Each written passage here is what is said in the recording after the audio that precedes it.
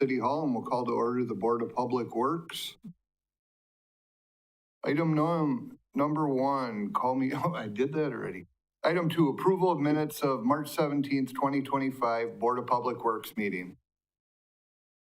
Motion to approve. Motion by Werman. I'll second. And he'll second. Any questions, comments?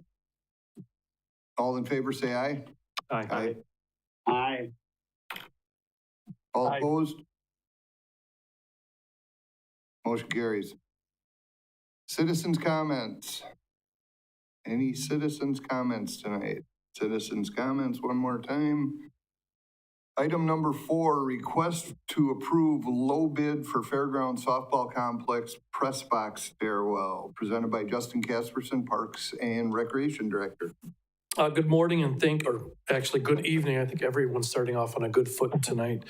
Good evening. The purpose of my memo is to seek approval of the low bid from John Altman Builders LLC in the amount of $17,860 for the repairs and replacement of the stairs at the Fairground Softball Facility press box.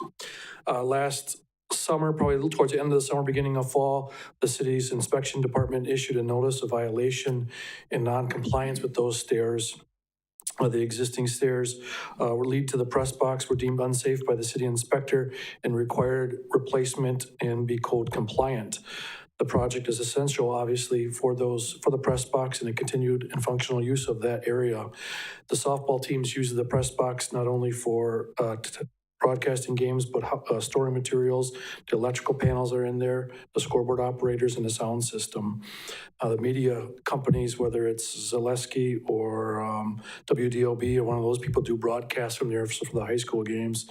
And then the umpires use it for a changing room as a storage area as well. To address the violation and to ensure it was in compliance with the new code, we had to hire a qualified architect to develop plans. These plans were submitted to the city inspection department for review and approval.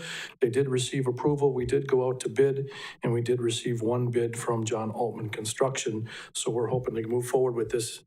We're hoping that softball starts pretty soon if it stops snowing, but we're hoping to work with them and get that taken care of as early as we can. We'll be working with those softball teams as whatever issues they're going to have running into it. So my recommendation is to approve the low bid from John Altman Builders LLC in the amount of $17,860 for the repairs and replacement of the stairs. It says stairs roof. It says stairwell at the Fairground Softball press box, and authorize the execution of the contract. All right, we'll entertain a motion to approve. So moved. So moved. And a motion by Stover.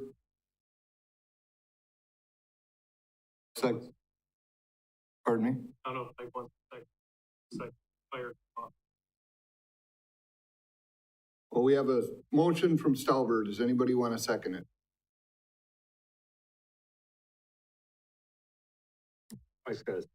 I'll second it. Okay. We have a motion and a second. Any questions or comments? One question. Go ahead, Russ. Sometimes in the state of Wisconsin, if you make an improvement to a structure, you need to make it ADA compliant. Does that rule apply here? Well, the structure itself wasn't improved or changed from last time, so it's probably not ADA compliant from before. But now that we are making that improvement, it has to be ADA compliant. That's why the plans were developed and approved by the inspection department prior to construction. So does that mean that there should be a ramp then? Only if that area is used by the public for public use with an elevator or a ramp, but an elevator would make sense. But since it's not used for like general public, it's used for announcers and umpires. Okay, thank you. Any other questions? Go ahead, Drew. Thank you. Just a quick question. As I'm looking for this, obviously funding has been a big issue, right? A lot of people have been going back and forth about where the money is going in the city. I'm just curious, because of the uniqueness of this one, is this something where like the clubs that use those facilities, some of that money gets dedicated to like a fund in case there are repairs needed or anything? We don't have any type of fund like set aside for like a softball or soccer or baseball groups that may set aside funds. We do charge them a rental fee for all the fields. So they do pay for practices and games or tournaments. And then that just goes into our general fund. Okay, thank you. Any other questions or comments? I will ask a question without looking back at this one. I noticed a lot of these, we had requests for waivers from policy. Is that the case with this one? And if so, does it meet policy and state law? Yeah, there was a bid notice put in a newspaper on March 10th. And also finance director, city administrator, as well as clerk and city attorney reviewed the contracts in the document. Okay, so it does meet policy as well? Yes. Perfect. Okay, I think with that, I am good to go. So all those in favor, say aye. Aye. Aye. Aye. Opposed? Motion carries. Item 5, request to consider contract for 2025 mowing and weed trimming for street division, presented by Tim Rasmussen, street superintendent. Yes, I'm here. The current contract for the mowing of Veterans Parkway Zone 1, 2, and 3, and also Mill Creek has expired. Past contracts of this nature, in 2020, the street division advertised for bids, which resulted in 2 packets taken out and 1 bid delivered. Similarly, in 2023, the Park and Rec advertised for bids with similar results, 2 packets taken out. The bid deadline was extended, and ultimately 1 bid was delivered. The proposed in front of you is a structured rate increase contract extension with the existing contractor. A contract extension proposal was negotiated with the current contractor, Beaver Creek Nursery and Landscaping. I do have the proposed rates along with the prior 2 years worth of, or two contracts worth of rates for each contract in my memo. The proposed contract has the exact same schedule of mowing from the previous contract in 2020. The contract does provide, at my discretion, the opportunity to utilize the contractor for additional mowing locations. These locations are currently spots that we try to manage in-house, but with seasonal help and some restraints in that side, I would like to offer an opportunity that we can work with a contractor to mow those locations if I need to because of staffing issues. The contract does allow for an annual maximum increase of 2%, and the contract is also able to be exited by either party with a 60-day written notice. The fiscal impact on for zones 1, 2, 3 in Mill Creek is relatively the same from years prior, relatively close to that $31,000. And the alternative locations, if they were to do all of the locations that I have in the packet on the last sheet, it could roughly be about that additional $30,000 in annual cost. That would be offset with savings in our motor pool and our seasonal labor staffing. I attached the proposal contract that would be extended with the current contractor, Beaver Creek. I also added in the zone 1, 2, 3 and Mill Creek maps to show where we currently do our mowing, and also the potential, what I'm calling potential zone 4 map or list of additional locations. With that, the recommendation would be to waive the requirement of policy 4.8 that competitive sealed proposals are sought, and approve the contract extension with Beaver Creek Nursery and Landscaping for mowing and trimming in zones 1, 2, and 3, also Mill Creek, along with an hourly opportunity for the alternative locations. Okay, we'll entertain motion to approve.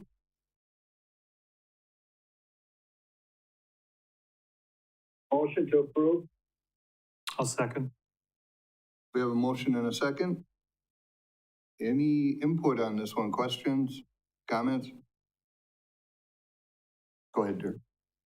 Okay, I think you already kind of alluded to this. I had the same concerns as I was going through this, I think as you did. As I'm, looking through, I'm seeing repeatedly to waive the requirement of policy 4.800. I right away just wanted to call out concern for that, because I think waiving any kind of policy should be viewed as a one-off type situation. And it becomes a very slippery slope. So I kind of wanted to just get to the bottom of why do we want to waive this? And, walk me through what portion of it we're waiving. Is it the going out for bid? Is it, when I'm reading through the policy, there were specifics about going to the city attorney. There is a way to work around, it looks like going out for bid. So I just kind of want to make sure I get a full understanding because it looks like we have a couple of these tonight. And I know that's going to be a question that we come up with. I can address that. So, microphone on? It's on. Yeah, so this kind of came to light in recent months that we have a policy that many of us were not familiar with for several years.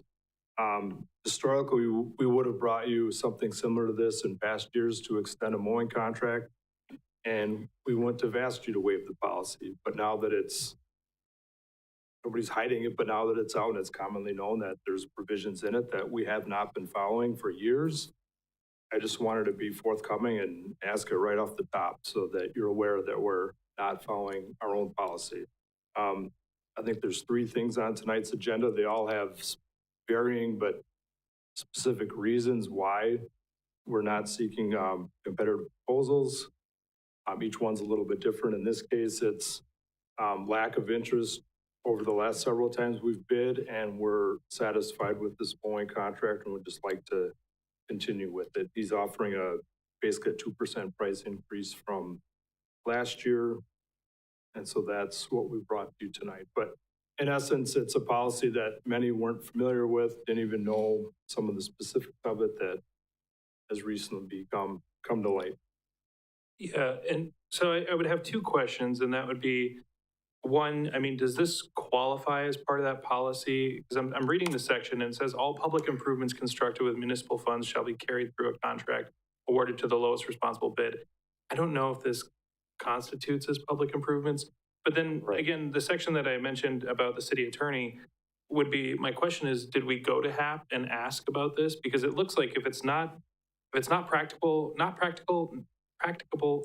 advantageous to the city, then we can probably find a way around it. And if that's the case, if we have a history of that, I mean, it may be something that we could make a case. I just want to make sure we go through the proper steps before we sign off on that. Well, this is definitely not public construction. Maintenance has been determined not to be considered public construction. It's not a public improvement. So for our policy, it basically purchasing any goods or services at all for $5,000 or more, anything in the city is supposed to adhere to this policy. Many times it hasn't been. That policy is more stringent than state statute. I think that's where many of us were caught off guard a little by it or weren't aware of that. Certainly all projects we do that are public construction, we bid properly, we publish notices, take the lowest bid. Where we get into these goods and services, it's become evident now that we had a policy that has not been adhered to for 10, 15, 20 years or longer. So this contract could definitely fall under that bid process. I felt that it was advantageous for the city to negotiate a structured contract extension with a contractor that we're satisfied with the mowing on. So this would be a structured contract extension with that existing contract. I have a question Yeah, go ahead, Russ. in that line of thought. So if this were to go out for bid now, maybe it's for you, Josh, what would be the expected window of opportunity for competing suppliers to respond to the bid? 30 days, 60 days, or what would that be? It could probably happen fairly quickly. Our policy is a little vague on what kind of notice is necessary for things that aren't public construction. It just says an adequate public notice that we're seeking competitive sealed proposal. That's how our policy reads. What is an adequate public notice? I'm not sure. On other public construction, it's as little as 7 days. Major public construction over $25,000 are 2 notices and published notices in the paper. With this policy, it doesn't really give us much flexibility on just calling around and getting pricing information from different companies could be purchasing something, it could be entering a service.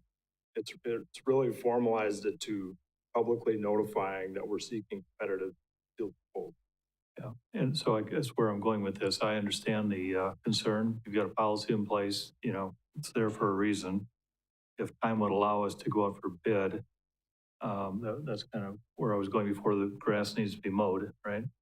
Or maybe an amendment to the motion saying we'll approve it this year with the understanding that it goes out for bid next year. And, we may have a very good provider with Beaver Creek. I'm not taking anything from them. But the economy may change, the dynamics may change a little bit. You may have somebody coming out of the woodwork who is more aggressively pricing, providing the same service. And if we continue with the same supplier, we won't know that. Yes. So I'm kind of open if you want to, if somebody would want to make an amendment saying we'll go with Beaver Creek, but next year goes out for bid. I just, I don't want to be left in a situation where we've got grass that needs to be mowed and we don't have anybody lined up to do it, So, Mr. Chairman, where do we go from here? We got a motion Well, on the I guess table. anybody can amend if they want. If no one else has anything to say, I will ask the same questions again. Does this adhere to city policy, which I'm seeing that it did not? That's why we're asking for Correct. the waiver on it. And this does adhere to state statute, any of those that, as far as we're aware of? Correct. Okay. I will not be supporting this, as well as any other ones that do this through the process. This is no slam on any of you. I understand exactly what's happened, but I think in this case especially, there is an opportunity for it to be bid out. And although some of these policies definitely need to be adjusted, some of these monetary amounts do not reflect anything with recent times. They're outdated. And I also understand that we have a lot of new staff in positions that are trying to put the pieces together. And kudos to you, Josh, again, for bringing back as many policy updates as you did as soon as you got on here. But I am very firm in my stance that policies need to be followed. We ran into this a week ago and it seems to continue haunting us. So in my opinion, in order to force something to be fixed, I will be a no vote on it. Go ahead, Russ. I'll make an amendment to the motion on the table that we approve with the condition that next year it goes out for bid.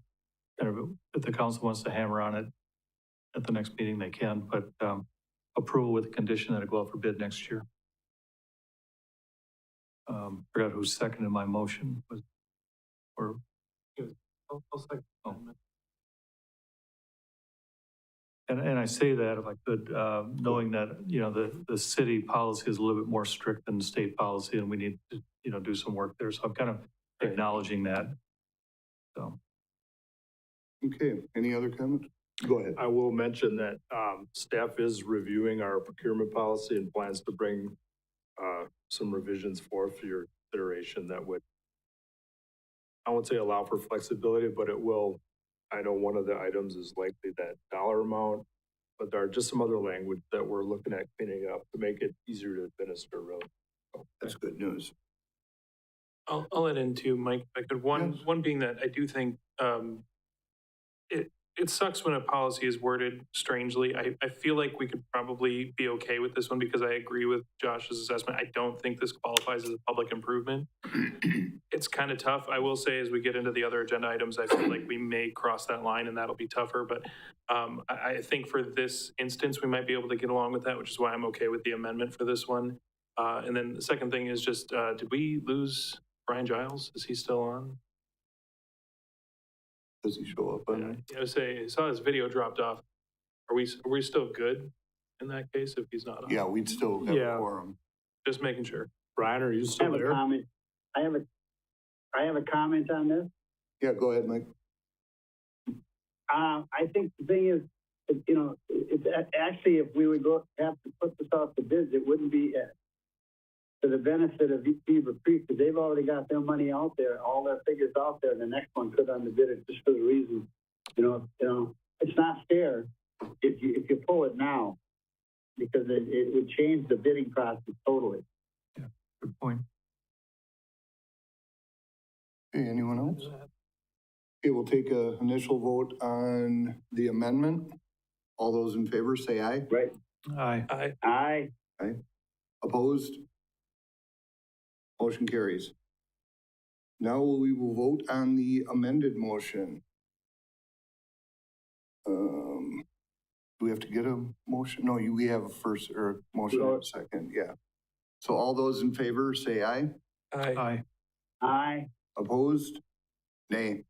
Motion carries.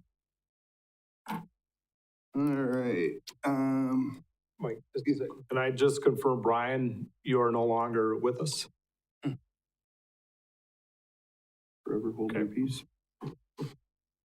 Okay, item 6, request to approve agreement for asphalt rejuvenating surface treatment presented by Tim Rasmussen, street superintendent.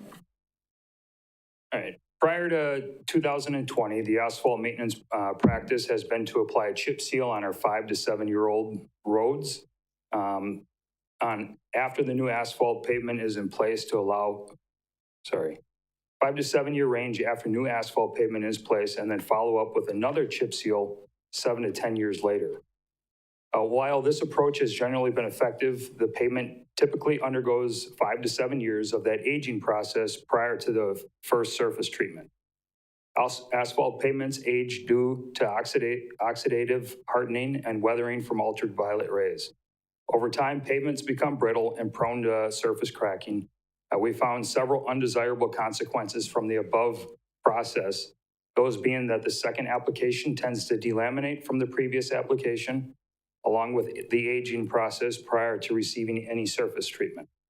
Also, a contributing factor to find an alternative surface treatment solution is the cost of chip and slag has been rising here. In 2020, the last time we did chip or slag, the cost to chip seal was around $2.05 per square yard. The current practice is a proactive approach, beginning with the complete and thorough crack filling program, and then applying a rejuvenator, which we have selected Reclamite here for the last several years. We put this on relatively new asphalt pavements before the aging process begins. The rejuvenators are designed to penetrate the asphalt and strengthen the surface and resist the effects of the exposure to sun, water, and air. Rejuvenators can reverse the effects of aging. The best candidates for rejuvenators are pavements in good condition. This is considered a proactive maintenance treatment. It is typically applied before there is any noticeable deterioration in the pavement. In 2020, Reclamite was applied to about 6,000 square yards of 1-year-old asphalt streets as a trial run with both the contractor and the process. In 2021, we took that to the next level and headed in the direction of our asphalt streets surface treatment to strictly use the Reclamite. The determination also set guidelines to when the asphalt streets would receive a Reclamite treatment. The current application guidelines that we follow are to apply a treatment to streets that were paved the year prior, begin to applying it to roads that have not yet received any asphalt surface treatment. This was necessary because at that time, we had a 7-year lag in the streets sitting out there with no asphalt treatment on them. And then once all the roads had received an initial application, a schedule designed to allow the roads to be treated with a second treatment every 10 years until the condition of the road was no longer suitable for a surface treatment. So through the process of applying Reclamite in 2021, we applied it to 171,000 square yards. In 2022, we applied it to 146,000 roughly square yards. In 2023, just over 56,000 square yards.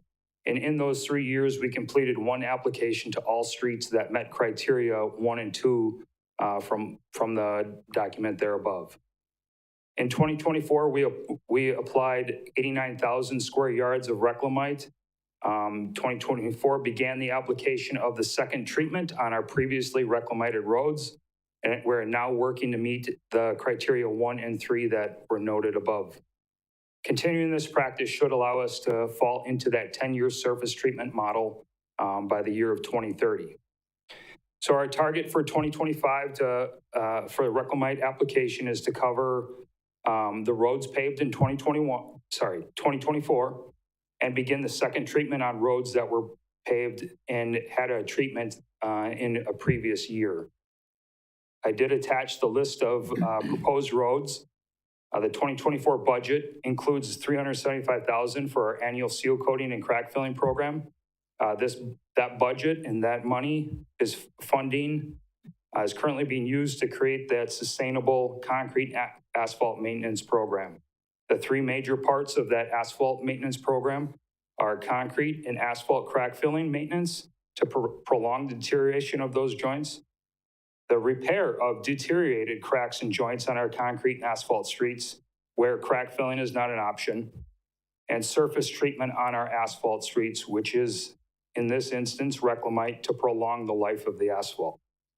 The proposed 2025 reclamite application cost is $113,788.64 to treat roughly 101,597 square yards at $1.12 per square yard. I did attach the proposal received from Corrective Asphalt Management along with the list of 2025 streets we would like to see get the treatment. And looking for the approval of the proposal from the Corrective Asphalt Materials for the application of reclamite asphalt rejuvenator. And I apologize, I did not print off the updated copy with that saying on the bottom. With the, to waive the requirement of policy 4.8 that competitive sealed proposals are sought and the approval of the contract extension or of this contract. Yeah, it is correct in the packet, but I. Okay. With that, we'll receive any motions to approve.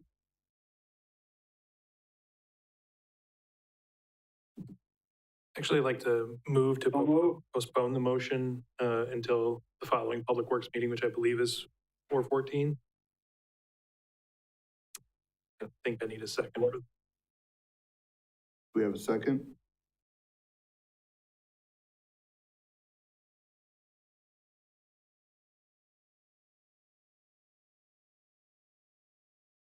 Okay, I see no second, so. No second, I'll rescind the motion.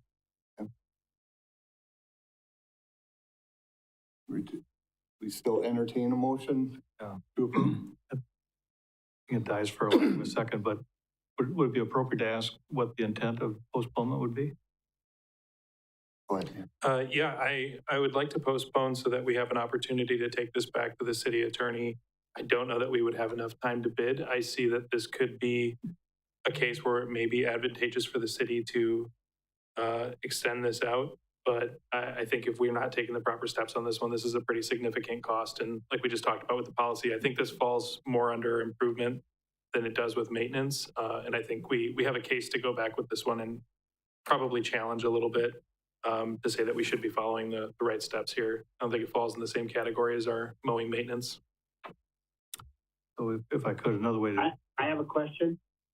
Just a second, Russ is I talking was right going now, to Mike. say that another way to go about it would be to, we take action, the council, and undo our action or discuss it. And then between now and the next council meeting, the legal team could take a look at it, I guess, and prepare for that discussion at council level. So does this I've got a fail? question. Okay, go ahead, Mike. Is there, I don't know if there are any other companies that do this. Is there other companies that do this product? It is a patented material with a sole source contract. So not to say that there isn't someone with like material, but not reclamite in that would add difficulties because we do want to put a surface treatment over another surface treatment, and we want to make sure that they don't have negative effects on each other. So our plan is to re-reclamite roads, but will the next surface treatment blend well with the reclamite already put on the existing road? So this is a contractor that we have been working with for several years, and a process that we've been doing this for several years. But this year, obviously, the question is rightfully so on the bidding process. But our initial desire to want to stay with this contractor is to keep that same material, which is reclamite, which will be difficult to find additional contract. All right. Go ahead.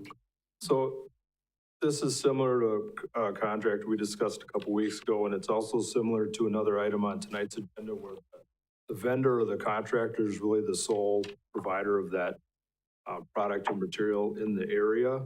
I know this company actually comes from Illinois, but they were the only one that handles this product, the reclamite product. So I guess I just wanted to stress that's why we're asking for this. And you're going to hear this again in an upcoming item.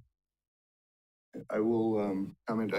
As far as I understand, this would fail for lack of a second, would it not?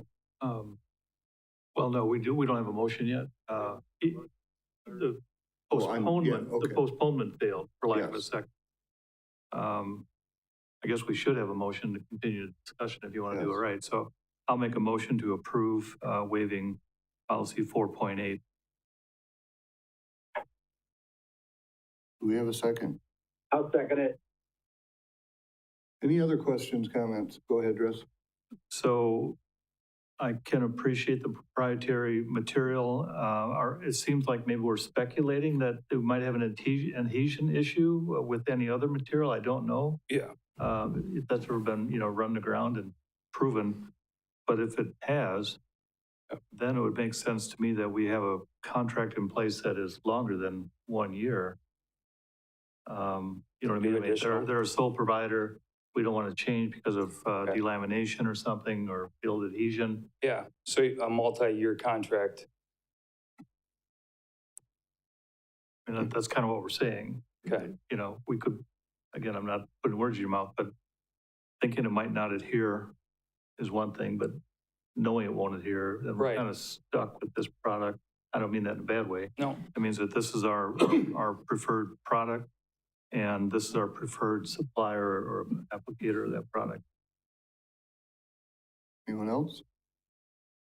I will just make a comment. I fully understand what you're saying about the reclamite product, but typically what I've seen in bid process is you offer an equal to, and that becomes the contractor's responsibility. If they're going to bid it, they would have to warrant that on the adhesion portion.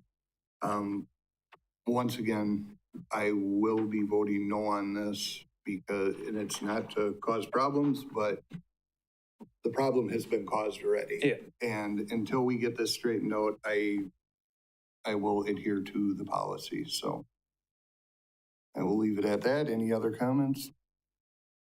The only other comment is I think we better get this policy fixed as soon as possible, one way or another, because we're going to keep turning these down. The next one's the same problem, that there's only one contractor that does that product. So we're going to have a problem. So we should sit down and change that policy as soon as possible instead of hanging our hat on that policy, because if it's not right, then let's fix it. Go ahead, Derek. I got a question, and yeah, Mike, to your point, make sure you keep that one for the suggested items for future agendas at the end of the meeting. With this one, would it requires, I can make that comment here because there's a reason why we're turning it down. Agreed. Would it be appropriate, to Russ's point, this would have to go back to council through the consent agenda, which then could be pulled. If we're going to try to approve this, would it be appropriate to amend it that we would approve it contingent upon review by the city attorney? We have a motion in a second now. You can make the amendment, though. Oh, I suppose, yeah. I can amend it. Yep.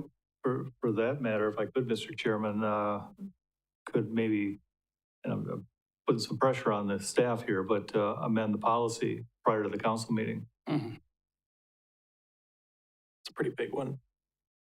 I know it's being worked on. I don't know timing of how much is left to finish it up or when they'd be prepared to bring it to the council. I can't speak to that.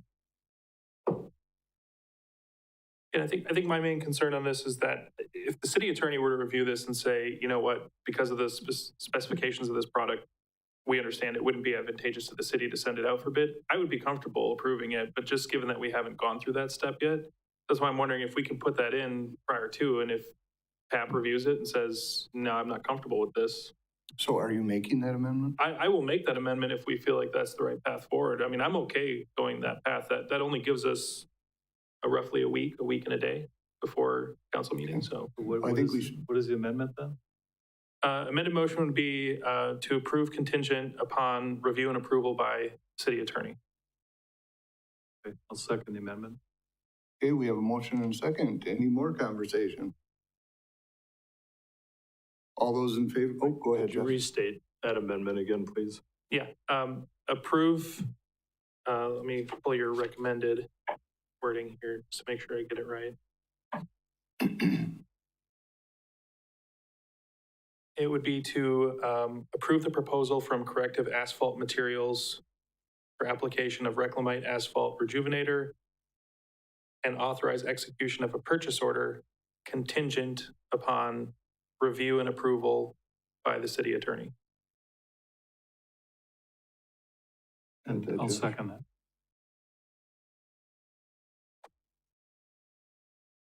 I'll just let Josh finish. Thank you.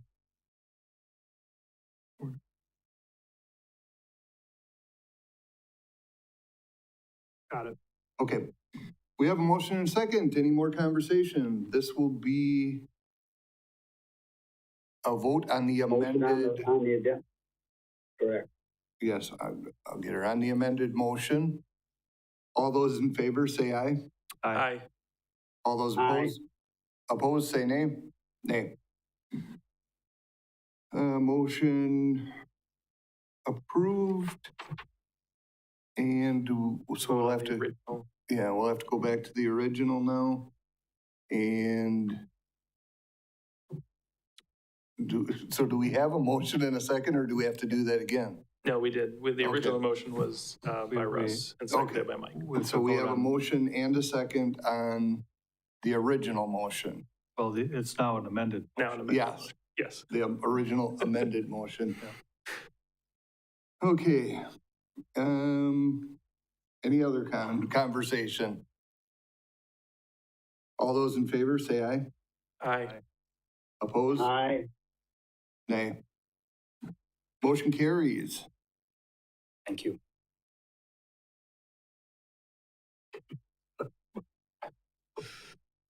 Request to, bear with me here. Item 7, request to award bid for 2025 asphalt paving presented by Josh Moritz, Acting Public Works Director. Know the routine. So, good news. I'm not asking for a waiver on this one. This was all in public construction. Everything was done by the book. Move to approve. About time. So bids were opened up on March 25th for American Asphalt for our citywide asphalt contract. Only one bid was received from American Asphalt for a total of $1,177,137.66. I just wanted to note that most unit prices were only about 1 or 2% higher than last year.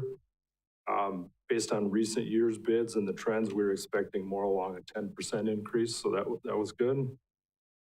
The bulk of our asphalt paving program, the citywide contract, most of it goes toward the city's projects of pulverize, mill in place, overlays, that type of work. We did lump a few others, as we've done in past years, to probably try to capture all of our asphalt paving.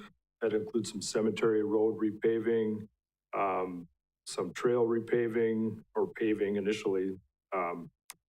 Also, there's a developer-led project that we felt he could take advantage of our citywide asphalt contract to get asphalt at a lower price, which he will pay for. That'll be written in his development agreement, along with patching and other various asphalt paving. This is common to what we've done for the last many years. So the recommendation is to approve the asphalt paving bid of American Asphalt of Mosinee, Wisconsin, in an amount not to exceed budgeted funding, and authorize execution of a contract. All right, then entertain a motion to approve. So moved. We have a motion by Stover. Second. Second by Werman. Any conversation? All those in favor say aye. Aye. Aye. Opposed? Motion carries. Thank you. Item 8, request to approve professional services agreement with MSA for survey work on South Vine project, presented by Josh Moritz, Acting Public Works Director. So in 2022, the city was awarded a DOT grant for the reconstruction of Vine Avenue from 4th Street to 14th Street. That's currently planned for 2027. That grant does not apply toward city utilities such as sanitary sewer and water main. So that design is 100% funded by the city.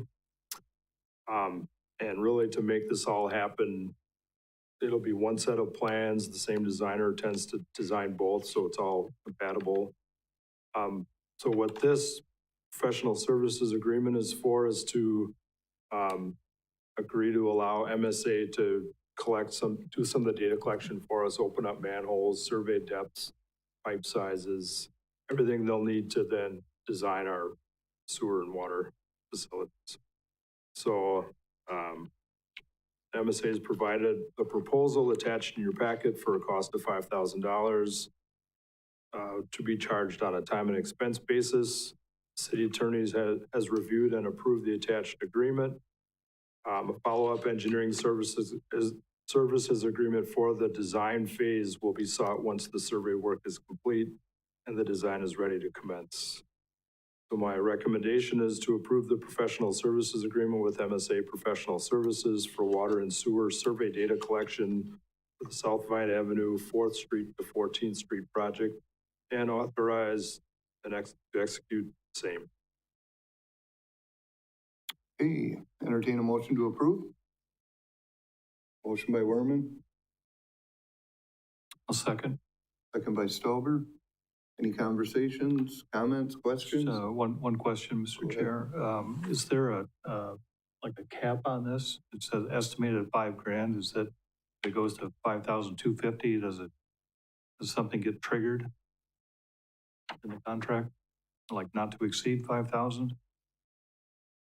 There is not. I think there was a sheet, maybe not attached, but gave their hourly rates, but I don't expect it to go over that at all.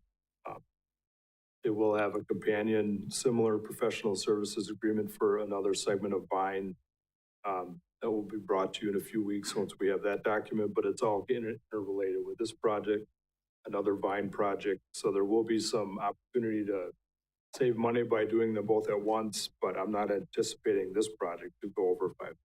Okay, thank you. Any other questions, comments?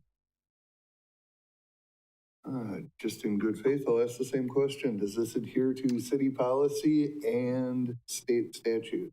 Yes, this in fact falls under a different policy for professional services. And the trigger at that point is $25,000, where you would have to seek, send out RFPs, and seek proposals. So this is $5,000. Okay. So yes, it follows our Okay. policy. Good deal. All right, we have a motion and second. All those in favor, say aye. Aye. Aye. Aye. Opposed? Motion carries. Here we go. Request to purchase engineering GPS unit, presented by Josh Moritz, Acting Public Works Director. So just a little background, our engineering department uses a variety of equipment to gather data and to stake out construction projects. Last year, we brought a very similar proposal to you to replace a total station it's called. Very similar memo to this one. What I'm asking for tonight is to replace a GPS survey equipment package. It involves a receiver. It's called a Trimble R10 GPS receiver. There's also a TSC3 data collector and associated equipment. The current package we have is the R10 and the TSC3. They were purchased in 2013 and have exceeded the life expectancy of this sort of equipment. The manufacturer no longer provides support for the current unit, and software upgrades are no longer provided. The warranty was a 1-year warranty, so that expired in 2014. We've done several repairs to the unit already, a couple screen replacements and various things. That service is no longer available for this unit. And so currently the data collector is not functioning and unserviceable. If this unit were to fail, which essentially it has, it would likely delay construction of both contracted projects and street division projects. A temporary rental package currently costs $3,900 per month.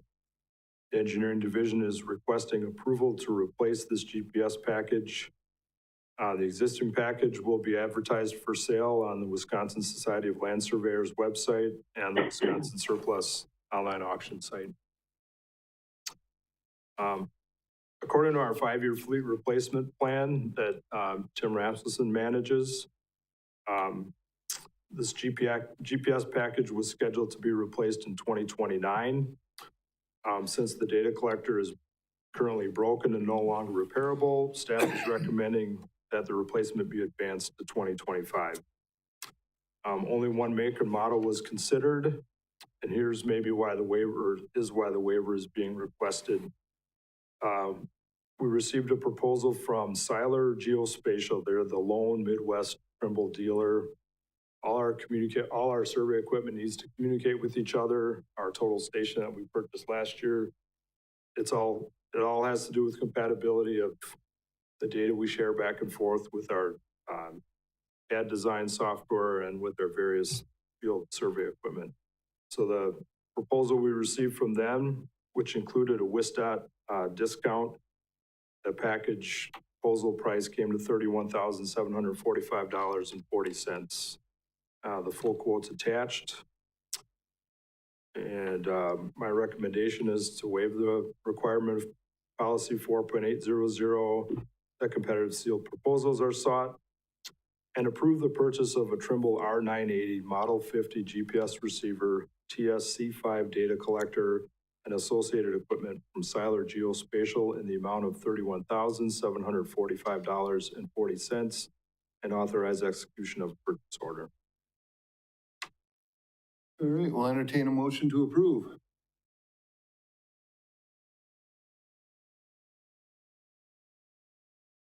So moved. A motion, I'll second for discussion. a motion and a second. Any questions, comments? I have two. Yes. So the broken equipment is no longer usable, but you said that we would put it on a couple of websites and try to sell it. And the component that is broken in our equipment won't be of any use to anyone else, but they maybe would be able to scavenge some of the parts and pieces for their existing equipment. Could that also happen for us? In other words, that component that's broken in our system or our package, could that component be acquired through those same channels, Wisconsin auction or some other means? So we did get, so this package consists of several components. In fact, so there's the receiver that gets mounted on the pole you'll see guys surveying with. That's a big chunk of this price. The data collector itself, that can be replaced at a lower cost, and we had considered that.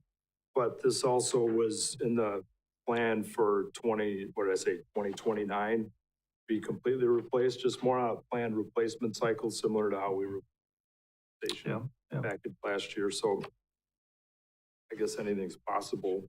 I don't see these on Wisconsin Surplus very often. I try not to go on there anymore.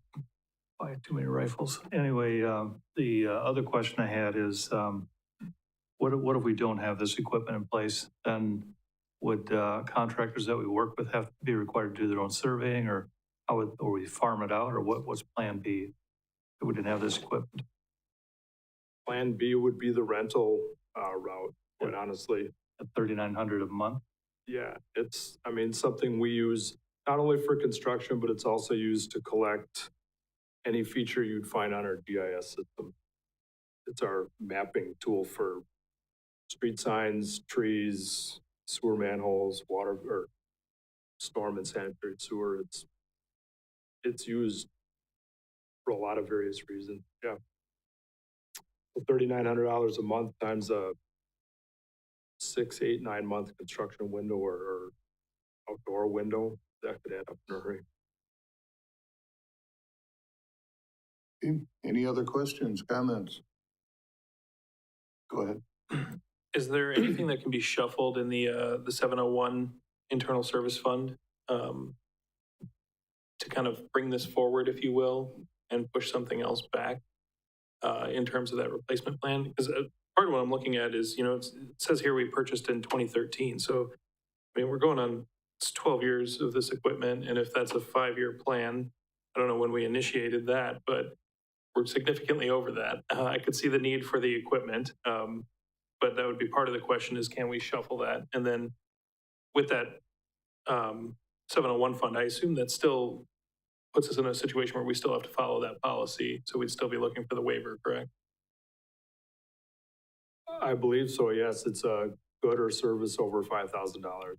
So that 701 fund is where all our vehicle replacement comes from. I'll let Tim elaborate on. Yeah, so for 2025, we did have a engineering vehicle that was scheduled for replacement, and we are going to hold that with the other purchases that are happening in 2025. We are going to hold that because of this.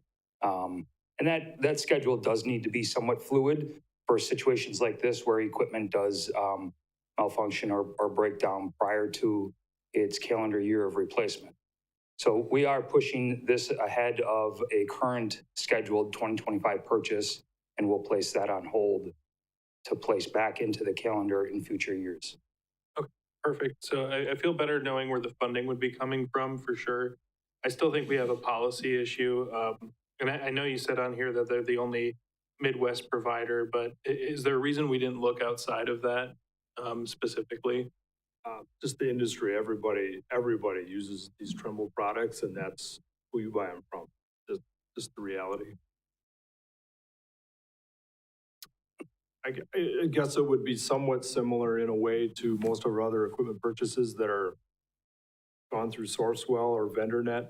I guess that's not entirely the case here, but this is a kind of a WISDOT vetted product and supplier, and it's the equipment we have now. It's compatible with everything we have. It's common with contractors' equipment. More and more contractors have machine guidance on their machines that we're able to share data more seamlessly with. We do find this just in John Deere name brand equipments. We can only purchase from certain dealerships in our district, in our area, even though there's one 15 miles further north than the one that we can purchase from. Any new equipment has to be purchased through John Deere from one dealership in our area. Trimble has the same setup with their vendors that we purchase from. In fact, I think they're based in Indiana, so they have an office in Wisconsin that provided this quote, but it's very regional. It's Midwest. Any other questions, I have comments? one question. Yes, go ahead, Rich. So as far as usage, how many times a year would we use this? Or would it be, could I maybe ask a question in terms of months? Would we use it for 6 months of the year, 8, 12 months out of the year? We would be using it anywhere from now till November. We've even used it in the winter in the past. That's how our original GIS system mapping was. So just for perspective then, if we were to pay the rental cost at $3,900 and use it and rent it 8 times a year, that'd be $31,200. And we'd be done. We wouldn't have anything to show for our expenditures. So it kind of supports the purchase. minus the policy issue that we have. Currently this product or this machine is on our DOT rate. So it's a balanced yearly cost based on its usage that does go back into the 701. So that would be a dramatic budgetary hit to the budgets that machine is used on Okay, thank you. through the rental. Any other questions, comments? I will just ask one question. Are we stating that these couldn't be bid out anywhere other than the vendor that we got it through, or? That's essentially my understanding. We could write a spec that we want a Trimble R980 Model 50 GPS receiver and send it to nationwide. That's usually not practical. So I guess I didn't pursue that. But Yeah, no, I understand. Which is, it's just one of the other things that I thought may be logical to incorporate into how they're addressing policy moving forward. Okay, go ahead, Derek. I'd like to amend the motion similar to our previous one. The amendment I would make would be to approve the purchase of the Trimble 980 Model 50 GPS receiver, TC5 data collector, and associated equipment from Seiler Geospatial in the amount of $31,745.40, and authorize execution of purchase order contingent upon review and approval by the city attorney. I'll second the amendment. Okay, we have a motion and a second. Any more comment? Okay, we will vote on the amendment itself. All those in favor say aye. Aye. Aye. Opposed? Aye. Motion carries. Now we will go back and vote on the amended motion. All those in favor say aye. Aye. Aye. Aye. Opposed? Motion carries. Item number 10, recommended items for future agendas. I see nothing. Go ahead, Derek. I'll go ahead and fire didn't